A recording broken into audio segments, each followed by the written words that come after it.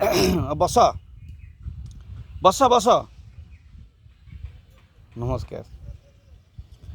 আজ তো বেশি লোক না, মাত্র সেই 15-17 জন ভিতরে অছ। আজ গোটে সুন্দর কাহিনীটিଏ কহিবি কিছু বস্তু উপরে। ভাবুছি শুଣିলে নিশ্চয় ବହୁତ ଭଲ ଲାଗିବ। ସମସ୍ତଙ୍କର ଗୋଟେ ବୁଲାବୁଲି କରିବାକୁ ମନ, ଯିବା ବୁଲିବାକୁ।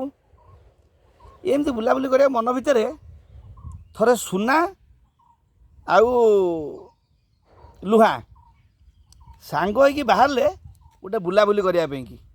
କହିଲେ ଯିବା କୁଆଡ଼େ ବୁଲାବୁଲି କରିକି ଆସିବା, ଗୋଟେ ସବୁବେଳେ ଘରେ ବସି ବସି ଭଲ ଲାଗୁନି, ବହୁତ ବିରକ୍ତିଆ ଲାଗୁଛି, ଯିବା ଟିକେ ବୁଲିକିରି ଆସିବା। ଏମିତି ମନ ଭିତରେ ଭାବି ଉଭୟ ସାଙ୍ଗ ହେଇ ଘରୁ ବାହାରିଗଲେ ବୁଲିବା ପାଇଁକି। ଏମିତି ବୁଲାବୁଲି କରିବା ସମୟରେ ଯାହା ସମୁଦ୍ର କୂଳରେ ପହଞ୍ଚିଲେ। ସମୁଦ୍ର କୂଳରେ ପହଞ୍ଚିକିରି ଉଭୟ ଏମିତି ବୁଲାବୁଲି କରୁଛନ୍ତି।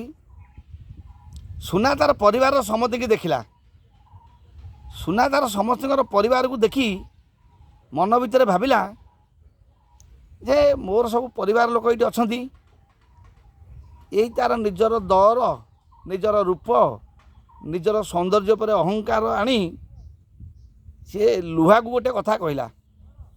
କହିଲା, ବୁଝିଲୁ ଲୁହା ଭାଇ, ଗୋଟେ କଥା ମୁଁ କହୁଛି ଯେ ତତେ ଯେତେବେଳେ ନିଆଁରେ ପକେଇକିରି ତତେଇ ଦିଏ, ତୁ ତାତିକିରି ନାଲ ହେଲା ପରେ ତତେ ଯେଉଁ ହାତୁଡ଼ିରେ ମାଡ଼ ଦିଏଲୋ ବୋପା, ସେ ମାଡ଼ ମୁଁ ଜମା ସହିପାରିବି ନାହିଁ। କି ମାଡ଼!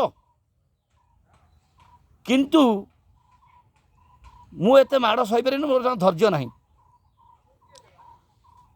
ଅଳ୍ପ ହସିଦେଲା ଆମର ଲୁହା। ହସିକିରି କହିଲା, ଭାଇ ତୁ ବି ଯେତେବେଳେ ନିଆଁରେ ପଡ଼ି ତାତୁ, ତତେ ମୋରି ଭାଇ ବି ବାଡ଼ାଏ। ତତେ ଯେଉଁ ହାତୁଡ଼ିରେ ବାଡ଼େଇଥାଏ ସେଇଟା ସେଇ ଲୁହା ହାତୁଡ଼ି ଥାଏ, ସେ ସୁନା ହାତୁଡ଼ି ନୁହେଁ। ମୋତେ କ'ଣ କହୁଛୁ? ଆଜି ତୋର ଯେଉଁ ସୁନ୍ଦର ରୂପ, ଯେଉଁ ଦର, ଆଉ ତୋ ମନରେ ଯେଉଁ ଅହଙ୍କାର ଗର୍ବ ସବୁ ଆସିଛି, ଏଗୁଡ଼ା କ'ଣ ସେ ମୋରି ଭାଇଠୁ ମାଡ଼ ଖାଇ ଖାଇ ଖାଇ ଖାଇକିରି ଆସିଛି। ଆଉ ମୋତେ କ'ଣ କହୁଛୁ? ମୋ ସାଙ୍ଗରେ କଥାବାର୍ତ୍ତା କରିବାକୁ ହେଲେ 1000 ଥର ଭାବିବୁ, ଥରେ କଥା କହିବୁ। ସୁନାର ବହୁତ ତଳୁକୁ ହେଇଗଲା। ଦିହେଁ ଯାକ ମନ ଦୁଃଖ କରିକିରି କିଛି ସମୟ ଗଲା ପରେ ପୁଣି କଥାବାର୍ତ୍ତା ହେଇ ଘରକୁ ଫେରିଲେ। ହଉ ରହିଲି।